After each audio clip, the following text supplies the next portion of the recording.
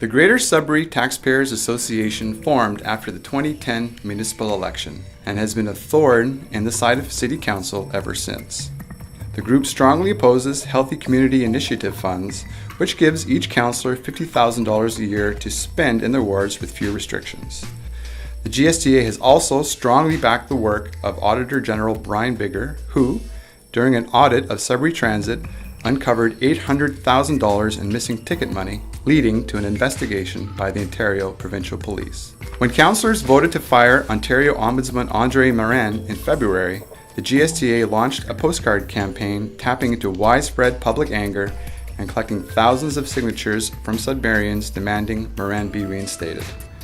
More recently, the group has called for Bigger to audit Agilis, the city-owned telecommunications company which the GSTA says should not be competing with the private sector for customers. We invited Dan Melanson, president of the GSTA, to speak with us about his group and its most recent campaign. This is Headliners with Dan Melanson. Now, unless you're someone who really follows municipal politics, I'm not sure how much the public really knows about you, at least until City Council decided to fire Ontario Ombudsman Andre Morin. Yeah. And at that point, you guys launched a postcard campaign that really seemed to resonate with the public. Can you tell me a bit about that and where you guys are? We thought that the reason for the council dismissing Mr. Morin and then contracting a consulting company to perform those functions were not valid. I mean, basically it was because they didn't like the way the ombudsman talked to them. I mean, of the 4 investigations I was aware of, they were cleared on 3 out of the 4, and so you can't say that he was biased towards the complainants or anything like that. So they just basically didn't like the way he talked to them. So that being the case, they decided they were going to fire him, which was going to incur additional cost to the taxpayers, and we didn't feel that that was right or valid, and we decided to launch a civic petition. And what we did was we had thousands of petition cards printed up and then mailed out to most residences in the city, and as well people could print them off of our website. And then how many did you print in the end? We printed, I believe, 72,000. 72,000, and you got how many back? We at the time that we presented our petition to council, I believe we were at just around 9,000. Since that time, we continue to receive them, and we're actually close to 10,000 now that we've received. Okay. Now, part of the GSTA's philosophy is that the city generally should get out of the areas where they're competing with the private sector. Daycares, trailer parks, and utilities. Now, you guys, I think, believe that the city should sell, the GSU should sell Agilis. Can you give me an idea of why? Well, first of all, let's be perfectly clear. I'm not saying that they should sell Agilis at this particular point in time. What I am saying is that there's some questions that have been raised in the community about Agilis, and that we need to have some an audit, performance audit done, so that we can get the answers to make an informed decision as to whether it should be sold or not. But on a fundamental basis, we don't believe that public sector should be competing against the private sector unless it's absolutely necessary. And I don't believe that in the telecommunications field right now, that it's necessary for Agilis to be competing against private sector. Now, that having been said, back in the mid-90s when Agilis was, or its predecessor, I think, Greater Sudbury Telecommunications Company was formed, there was a need for investment in infrastructure, and that wasn't forthcoming from the private sector at that time because it was in its infancy. And a lot of communities set up their own telecommunications companies to put that infrastructure in place so that they could attract high-tech businesses to come and avail themselves of that service. It made sense back then. I remember that time because the city was really hurting at the time. Sure. Jim Gordon was the mayor, and they Absolutely. wanted to attract call centers, which were an attractive option in those days. So the company was initially set up as a loss leader, was it not, for the first few years? And once that infrastructure is brought in and it attracts the private investment and things grow, great. It served its purpose. But that's not the situation now. Now there's all kinds of service providers, there's all kinds of bandwidth available and the rest of it. So does it make sense for something that the taxpayers own and to be competing against private enterprise that is investing private money? I don't think so. A recent statement by GSU was that up until 2005 they were losing money, but they brought a new business plan forward, and as a result of that, they're making money. Great. The question is what did they change in that business plan? Is it so that they're more directly competing against private enterprise and taking money out of the private sector to justify their existence? Almost every other city which back in the early 90s did the same thing Sudbury did and form a telecommunications company to bring infrastructure to their cities have sold. They've divested themselves of it.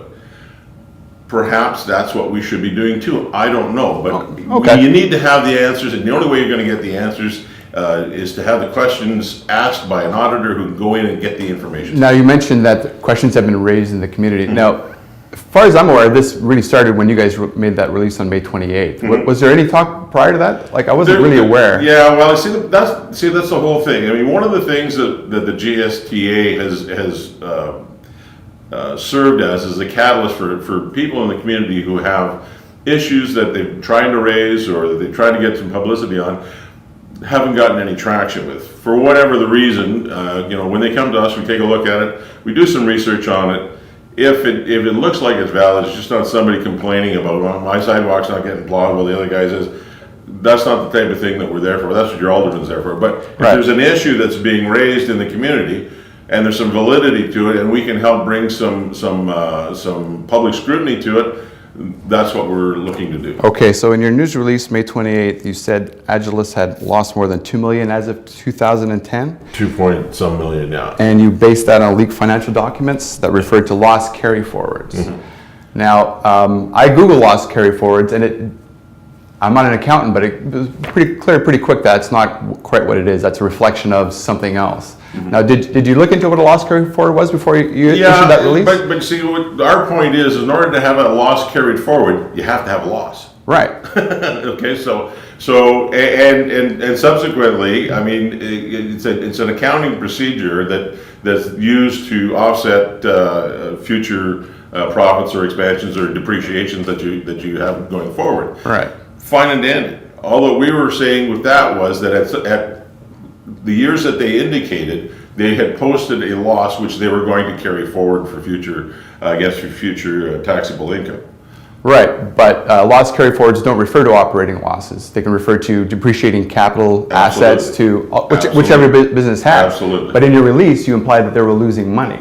And I guess my question is, wouldn't you have done a bit more research or looked into it a bit more deeply to find out exactly what the reference was before you sort of made that accusation? In retrospect, yeah, absolutely. And we're no more perfect than anybody else is. Yeah, we should have and we could have. We didn't, and that falls directly on me, and I'll take full responsibility for that. But that is only one aspect of the overall picture that was there. Again, I would bring you back to the issue that up until 2005, by their own admission, they were losing money. Right, but as we said, they were a loss leader up until that point. Well, so I don't think 2005 could still be termed a loss leader at that particular point in time.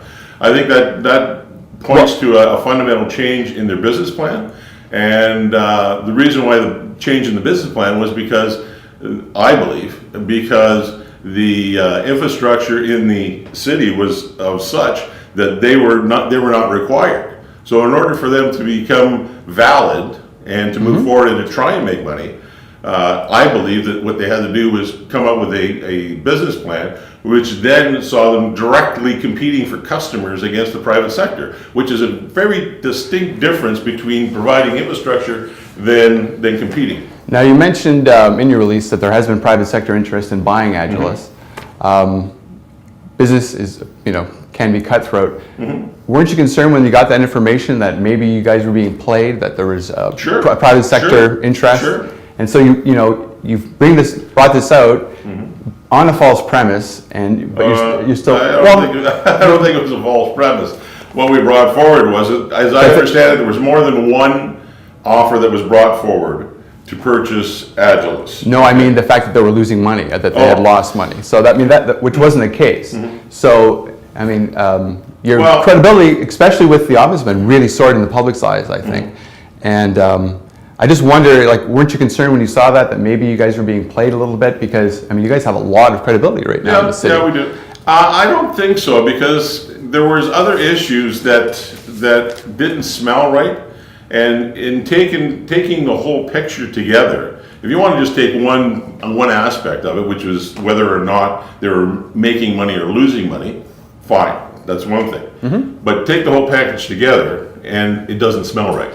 I mean, do you really think that it's appropriate for a CEO to have a private telecommunications tower at his home? And the excuse for that is, well, he needs to be in communication with the office 24/7. Well, last time I checked, telephones work very well for communicating with people back and forth. I do want to talk about the tower, but the GSU tells me that they invited you guys to come in and they would explain everything to you before you guys made the release, and you guys didn't take them out. That's not true? No. What they invited was for me to come in with another member who had already talked to GSU because he wanted to talk to them. He knew the individual personally. Went in, told them what we were up to, said, have you got anything to say about it? The information that came back was not sufficient for me to suggest that I was going to change the tack that we were going on. I did not think that a face-to-face with anybody at GSU was going to change anything, because the information that was coming forward was not such that. So was the May 28th release, was it a tactic to get the debate started, and maybe absolutely it was? So it's not. We're not out to try and create an issue. We're out to try and bring some attention to an issue that says, hey, listen, there's some questions here. Doesn't smell right, doesn't quite look right. There could be both sides. It may very well be that they do make money, in which case I have no problem saying, hey, great, I made a mistake in that aspect. Perhaps I'm right on the tower. Perhaps we're right on whether or not the infrastructure is right. We don't know. What we need answers. And how do you get answers? You get an auditor to go in and take a look at it from a performance perspective and say, hey, listen, this is something that we should be doing, or this is something that we shouldn't be doing. This is something that's best before date is gone, and we should be getting out of it because we're directly competing with private enterprise. And that's not the purpose of municipal government. Now, the tower, and it's not something that Northern Life has reported on, but it's something that's certainly out there in the community. Why would you want a tower? Like, what advantage would it be for the GSU chairman to have a tower on his property? You have to ask him that. It's something that I agree looks odd, but I'm just not sure why you would want a tower on your property. Hey, I mean, for all I know, he likes getting high-speed internet when everybody around him doesn't. I don't know. Yeah, I mean, we do know that it only serves his location. I know other people who live in the area who haven't got access to high-speed internet or anything like that. So, that was part of the reason why I say, well, how many people does it actually service? As far as we know, it only services him and one other individual who also works at the GSU, as we were told. Okay. Now, the chair of the GSU, Fran Caldarelli, has invited or said that Agilis provides service to the city at a discount, that the GSU offers lower rates than Ontario Hydro, that there's great benefit to the shareholders, which is Greater Sudbury. What's your reaction to her comments? Well, I'm certain that portions of what she's saying are true. It's quite possibly that we are getting services for the hospital and or the city that at a lower rate than John Q. Public would be. But that doesn't mean that couldn't be improved upon. I mean, if you were to put it up for sale, part of the sale contract could be even lower discounts for X number of years going ahead, and then you'd have the money. If you're talking about Agilis making money, okay, as I understand it, they were declaring a net profit of $164,000 one year and two. Question I have is, you have this asset that's worth $20 million or more or less, but let's say 20 million bucks. Is that a decent return on that kind of an investment? You could take that $20 million, put it in a savings account and turn that kind of money. Is it really appropriate? At one time, maybe it was. I'm not so sure anymore. Okay. Now, Mayor Marianne Matichuk supported your call for an audit. She has since sort of withdrawn her motion until the auditors of the GSU can come before City Council. Now, in the past, you guys have denied that there's a link, that you guys coordinate your efforts, but I mean, is it a coincidence that you guys call for an audit and then she supports you? Is there a coordination there at all? Everybody's putting this link together. I mean, the mere fact that she ran on transparency and accountability, and that's what we've always stood for and what we're pushing for, I think it would be fairly reasonable to expect that quite often our views on things are going to overlap. Did I contact her to ask her to support? No. Did I contact some of the councillors? Absolutely. But I never contacted the mayor's office. I don't have in contact with the mayor's office. I don't tell her what to do. She has no influence over what we do. Simple as that. Now, if you're successful in getting Auditor General Brian Bigger to look into this, what do you think is going to come out of it? I mean, is it a fishing expedition, or have you heard things that you're concerned about that you can't say publicly? Or I believe that if Brian Bigger does an audit, forensic audit on that, on performance and whatnot, that I believe that he will find things that are not appropriate expenditures, and that there will be some repercussions from it. That's my personal belief. Now, let's not forget something here. Okay, the city of Greater Sudbury has audited financial statements every year, same as Agilis does. For a 6-year period, the audited statements that the city of Greater Sudbury had with regards to their transit, everybody said everything's great, everything's wonderful, everything's accounted as it should be, and it was. The $800,000 or $1 million, depending on which year it was, bad debt was accounted for properly. So the accountant said, hey, everything's great. It wasn't until the Auditor General, Brian Bigger, went in and started looking at things and saying, hey, why do we have this? Yes, it's accounted for properly. Yes, everything is great going forward here. The audited statements are appropriate. Everything's been done. All the accounting procedures are as they should be. But why do we have this bad debt? And that's when the whole transit thing started to unravel. So what I suggest to you is this, is that yes, quite possibly, all of the financial audits and everything are as they say they are at Agilis.